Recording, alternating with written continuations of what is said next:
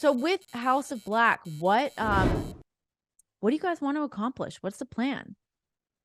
Uh, us versus everyone, It's Yeah. kind of like how we live our lives outside of the world. Like, me and Malachi both come from hardcore music. He kind of dips more into like black metal and stuff like that, whereas I stay more kind of in my lane in hardcore punk and like death metal adjacent. But Does he do like Scandinavian death metal? Does he stay more like European with it?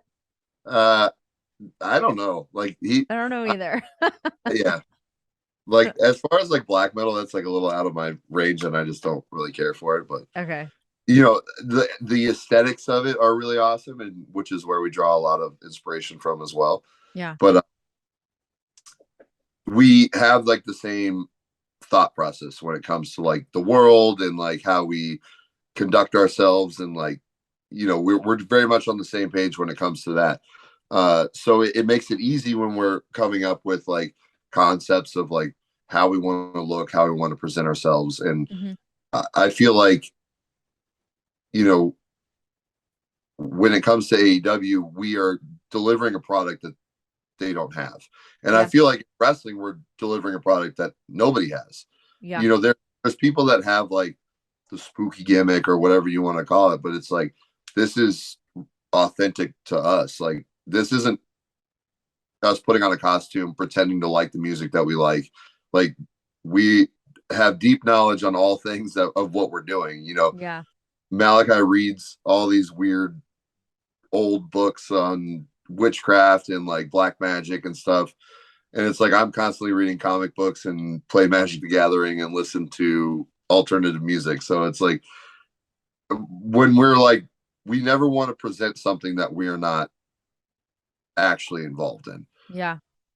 Yeah, and I think that's a thing I think as well that you kind of like learn over time and working with the people that are like-minded with you. Cause yeah, I feel like you get sniffed out very early on if you were just like playing a gimmick of a thing that's not actually true to what you're into.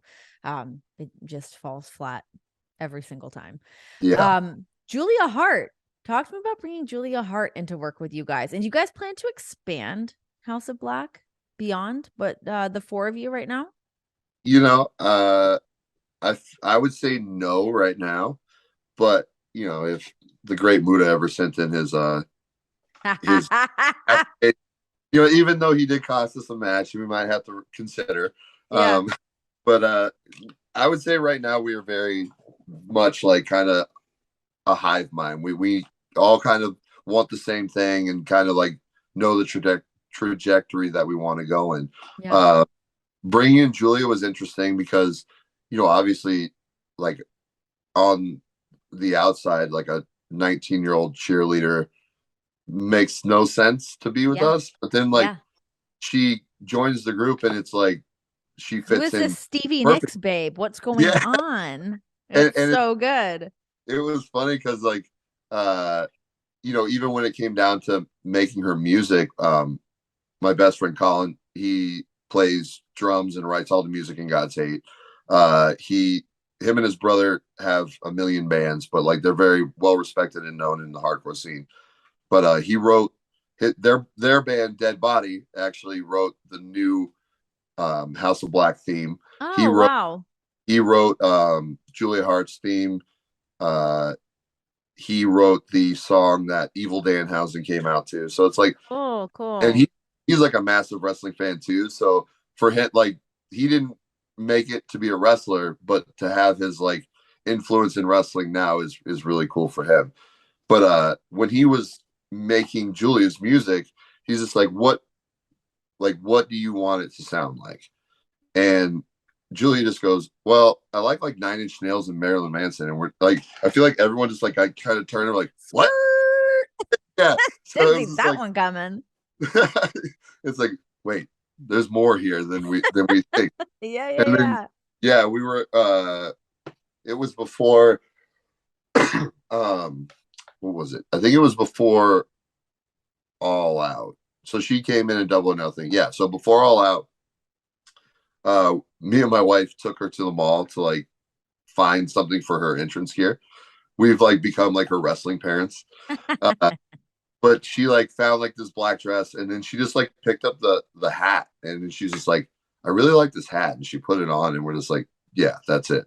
Yeah. And it's like, now people are calling her like Tiny Taker or whatever, but like, yeah, she has this like Stevie Nicks like vibe going, and it worked. Yeah. And like, It's really cool. Yeah, she's you're like, right.